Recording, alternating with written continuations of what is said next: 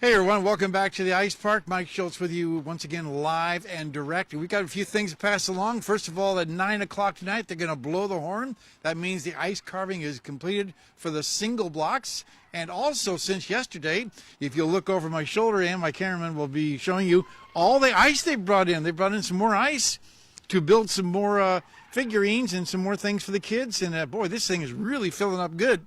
Let's take a look at the weather, see what's going on. First of all, what we're going to talk about tonight, we have quite a few things to talk about.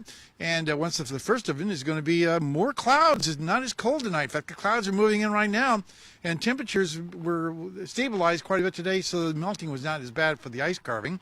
Also, maybe some flurries tomorrow evening as the weather pattern is showing some signs of change. And finally, the thing is we're looking at temperatures not quite as cool, or actually a little cooler than we first expected for the weekend, so it looks like it's not quite as warm as we were hoping for.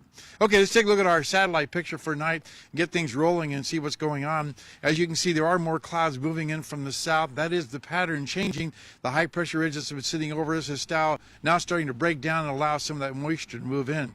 Across the state, here's what it looks like as far as temperature and sky conditions. Once again, we're talking about over southeast Alaska, a little bit of cloudiness, 44 degrees at Ketchikan, some showers there. Juneau looking at the upper 30s, mid-30s at Anchorage with just partly cloudy skies, 40 degrees at Kodiak, also 40 degrees along the Aleutian Chain at Cold Bay. Around Bethel, 34 degrees, lots of sunshine, 32 degrees and partly cloudy skies around the Nome area. 2 below at Barrow with some blowing snow this afternoon, and Fort Yukon looking at cloudy skies. In the lower 48 over the Pacific Northwest, another storm system moving ashore, bringing more rain, and some of that rain is going to reach all the way down into Southern California. They need that the worst way. Also some activity moving across the Central Plains. What's it all mean as far as the West Coast is concerned? Well, again, we're talking about the jet stream changing direction, helping to blow all that moisture off the Pacific Ocean, bringing with it showers and rain all the way down the West Coast. And the new jet stream outlook was released today. Here's what it looks like across the country. Again, you can see high pressure over the West Coast, and once again across the Great Lakes, snow shower activity with warm temperatures, the key factor across the lower 48. Hey, it's time to take a look at our kids' weather for tonight.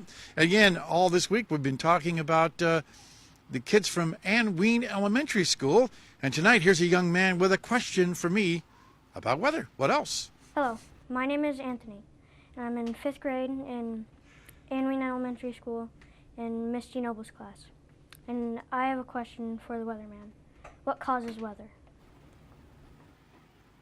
Anthony, the most important thing to cause weather is wind, and wind comes from heat and cold working to work against each other, and as they move up and down, it's called uneven heating, and that what causes the wind and moisture to develop and all the movement in the atmosphere, and that's where your weather comes from. Again, thanks to Mount McKinley Bank for sponsoring our kids' weather, and tomorrow night we'll be with a teacher. The teacher's going to have an interesting weather fact for us about snow in Valdez. Okay, forecast across Alaska for tomorrow. For the northern sections first, looking at fog and blowing snow continuing for Barrow, partly cloudy skies in Nome, and some flurries in the Fort Yukon area. Elsewhere in the interior, we're looking again at a very changeable pattern right now. It looks like more clouds moving in. Flurries are possible north of Fairbanks and in the Healy area with partly cloudy skies at Delta Junction.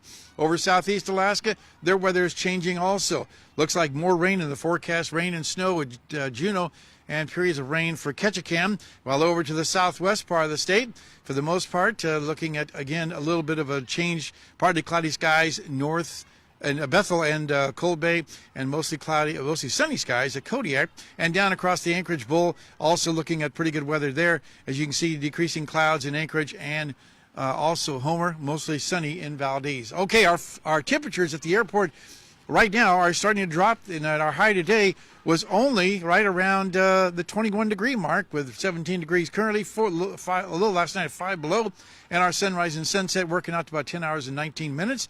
And the forecast for tonight is calling for more clouds, flurries north of the Fairbanks area, 1 below for the overnight low.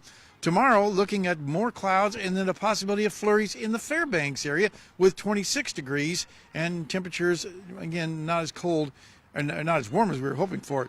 And the 5-day outlook, as you can see, temperatures cooling down on Saturday, then slowly warming back up again for Sunday, Monday, and Tuesday, with overnight lows also showing the same weather pattern. Quickly, our photograph for tonight, White Mountains in the winter.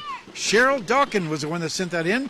And as always, if you have a photograph to share, send it to photos at ktvf11.com. And one other real quick thing, we're hearing about an ice carving group that's carving chickens, scattering all over the town. We'll have more on that and a really good story for you tomorrow night. You won't want to miss that. Well, right now, back to you guys. Well, that will wrap it up for this edition of the Fairbanks Evening News. We're glad you could join us. Tonight on NBC Nightly News, a possible piece of the missing MH370 aircraft has been found on the coast of Mozambique. That's next with Lester Holt. Join us here 6 days a week at 6 and 11 or anytime online at webcenter11.com. From all of us here at the News Center, have a great night.